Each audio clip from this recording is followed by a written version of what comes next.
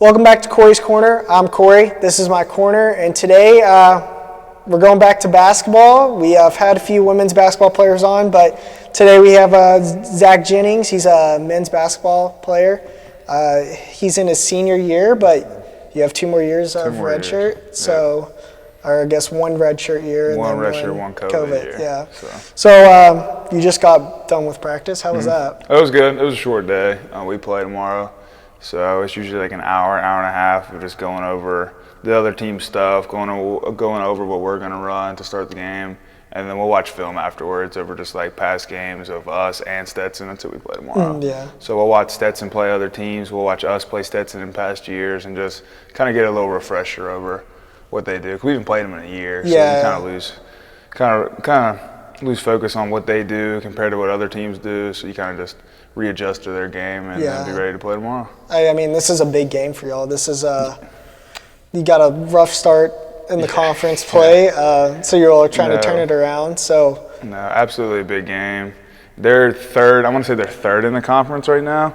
But if you look at the standings, like the middle of the conference is just jammed packed. Everyone's tied at like 4 and 5.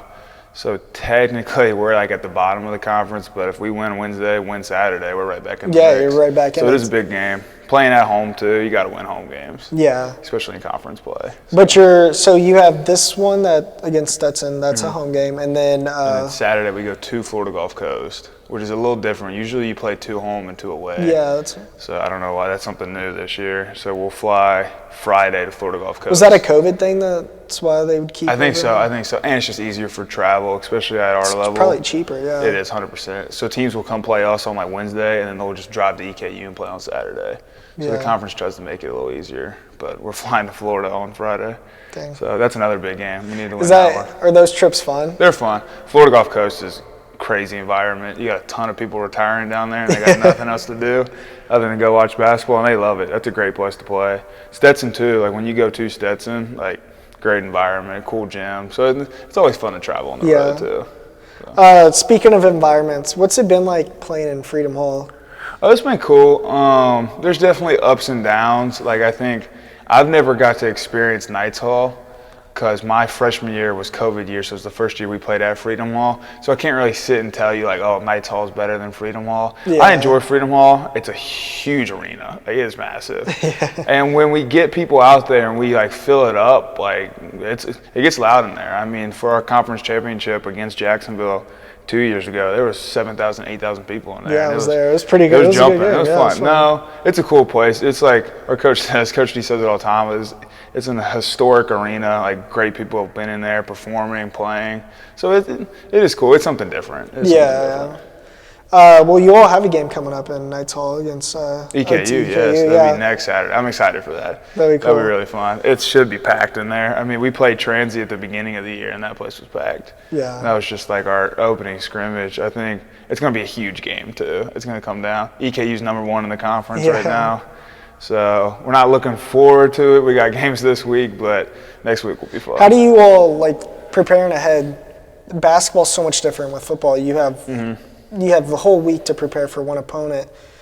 With basketball, you got 2 opponents pretty much every week. So I'll give credit to our coaches. Like usually the way I've learned that they set it up is like one coach is scouting Stetson, and at the same time, like our other assistant coach is scouting Florida Gulf Coast already. So like let's say we play Stetson on a Wednesday, we'll come in Thursday morning and start watching film over Florida Gulf Coast immediately. And our coaches are great. They have like all the clips, they have the scout pulled up already. So it's kind of like you play the game on Wednesday, you have like 12 hours to either like experience it or forget it, and then like you wake up in the morning on Thursday and it's right to Florida Gulf Coast. And it is nice. Like you kind of just keep things moving, whether like you win or lose, like you gotta just stay focused. So I guess that with football, like when you lose, you gotta like kind of harp on. You got all week to kind of like think about it. But it is nice kind of have all week. It's like we play Saturday and then don't play for a whole another week. Yeah, it is. So like practice next week is gonna be really important leading up, and just I guess having that whole week off next week makes the game feel even bigger. It is kind of nice when you only have 1 or 2 days. Oh yeah, definitely. You just gotta focus and like go out there and just play the game. That's probably big with you all because this year you all have had a lot of injuries. Yes, huge absolutely. Injuries. How have you had to like step up with the injuries? It's been It's been a kind of a crazy experience. I think like people are going down with different stuff, and like people have to fill different roles. Like people are playing out of position, people are playing in position. Kind of like our coaches say, like hold the rope. Like you gotta like maybe one game like someone has to go in there and do something that they don't normally do. Yeah. But like we got to do it. We got to have enough people to play, and like you're not waiting for people to come back, but it's like let's just try to claw and fight throughout the year until we can get everybody back for like the postseason play. And then when we're at full strength, we can go. With the ASON, does every team make it into the? No, good question. Okay. So only the top, I want to say there's 12 teams, only 10 of them make it. Okay. Right now we're sitting at 11. Yeah, so these wins are big. Yeah, they're big. But like I said earlier, like there's 4 or 5 teams tied for 6th. So like if we win a couple games, some teams lose a couple games, and our conference is crazy. I'll give it credit to our conference. Our conference is really underrated. Like there are some really good teams, and anybody can win or lose on any given night. So all we need to do is string a couple wins together. I was looking at the conference standings. Austin P, I was surprised that they're as low as they are. Exactly. No, they're up there. They're good. They got some good players. Like they're probably going to have the conference player of the year. And Sharp, their point guard, he's a really good player. Yeah, he was fun to watch when you all played him. He was good. He was good, unfortunately. But no, like you said, like they're kind of like lower to the middle, and then all of a sudden, like they start winning some games. They win 2 or 3 in a row. They're right up there to the top. I mean, it's the same with y'all. Y'all could get 100%, to the middle easily. 100%. That's the goal. And like you're not looking forward to like the next games. You're focusing on one game at a time. But if you can string a couple wins together and hope some teams lose, which is at this rate, teams are losing left and right, we can sneak in there. And all we need to do is just make it to postseason, and then we can make our run there. That's when it really matters. Yeah, definitely. So last was it 2 years ago, you all won the ASON conference. Yep. You all didn't get to go to the NCAA tournament. What are obviously, you probably have some strong opinions on that. Yeah. So growing up, my dad coached at Xavier University in Cincinnati, and he was on like their basketball staff, and they were really, really good. So anytime they got to go to the NCAA tournament, as like a kid, as a fan, I got to go. And I was like, this is awesome. Like I can't imagine like going to it every year, and it was so much fun. And then when I come and play at Bellarmine, I'm like, okay, we can't go to the tournament. That's okay. To be honest with you, nobody was really like, oh, man, we can't really go until we won it.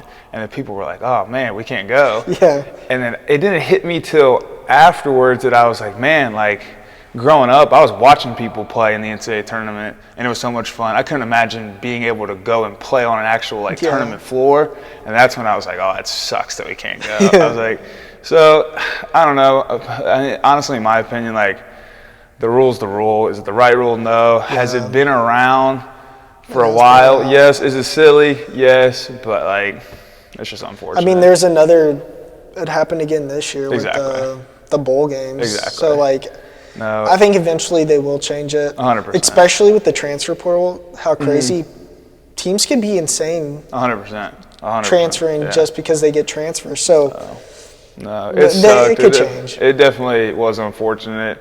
I mean, but I just don't want it to take away of like what we did. Like it was our second year D1, and then we win the ASUN. We should be technically playing in the NCAA tournament. That's awesome. Yeah, Looking back on it, I wish we did, but it's okay. It was awesome. But back to this year, you all the games are getting tighter. What is your all's keys? I'm sure you all are talking. I don't know if you can share them. What are your all's keys to like start winning more games? I'll keep it general. Our defense, honestly, it starts with Stetson tomorrow. Their offense is top tier. They have some players that are like leading the country in scoring at one point this year. So we need to tighten up on defense. I think we do a good job scoring the ball. Like if you watched our game against Kennesaw, it was like 90-something to 90-something. So like we're not struggling to put up points, but it's hard to win games when you give up 90 points. Yeah. So I just think really tomorrow it's just like, I don't want to sound cliche, but it's defense and rebounding. Like if we can secure defensive rebounds, then we can push more on offense, and that leads to baskets. Like people think just like it is connected. People sometimes think like offense and defense is separate, but like if you don't have to take the ball out of the net and you can just go and score in transition, those 6, 7, 8 points a game. Oh yeah, for sure. Help win games. So honestly, got to tighten up on defense. Got to know who their best players are and who their shooters are, and make sure that they're not make somebody else beat us. And then once we play defense, we got to finish the possession with the rebound. Sweet, yeah. You brought up Kennesaw. Great game. That was a lot of fun. It was, yeah. At the end of the game, was it drawn up for Ben Johnson to shoot a three? So it was drawn up, but to like Coach D's credit, like we've had that play in the arsenal since they were like Division II.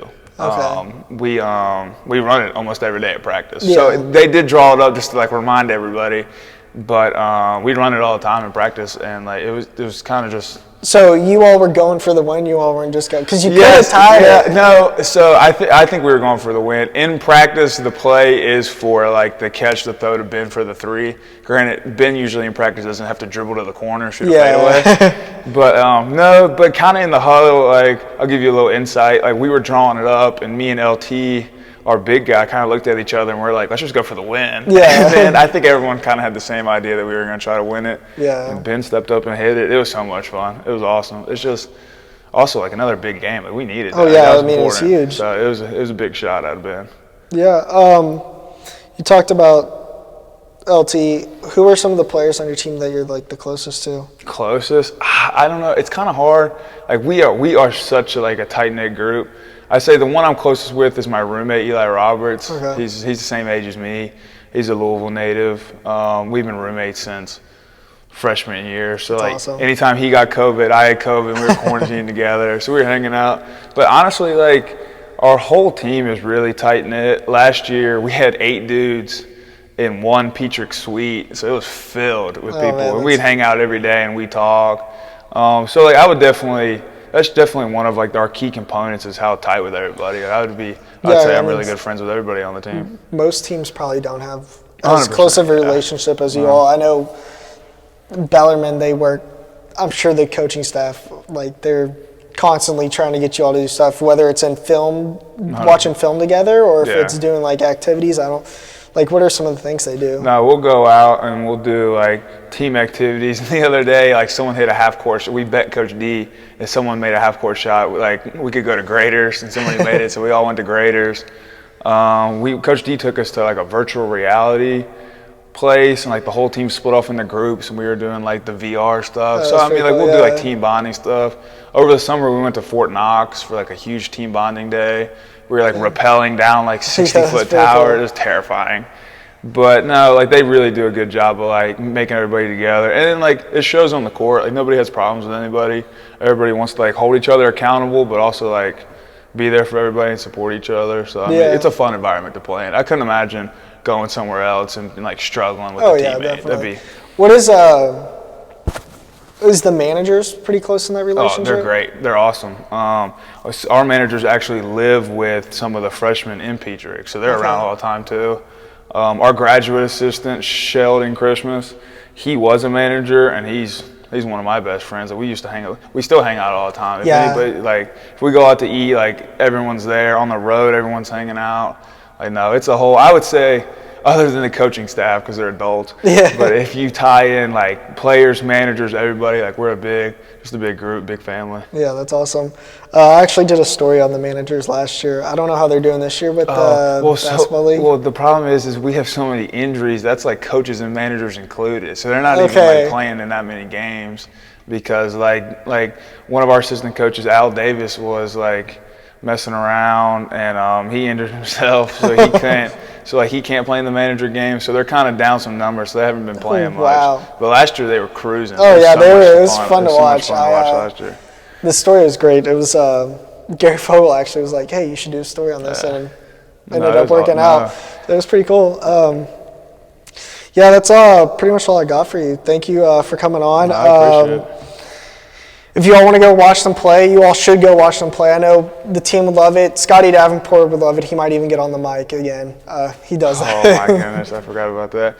Yeah, no, we'd appreciate you guys coming out. I know we play at home and then away on Saturday, but next Saturday against EKU, that's a big game. We need as many people as we can to fill Knights Hall, make it the environment that it used to be. Do you know what time that's at? I don't know. I want to say it's in the evening. It's probably at like 6:30. The one against Stetson's at 6:30. So with this week, Wednesday, 6:30, be at Freedom Hall. You all can watch the Knights play. Thank you all for watching.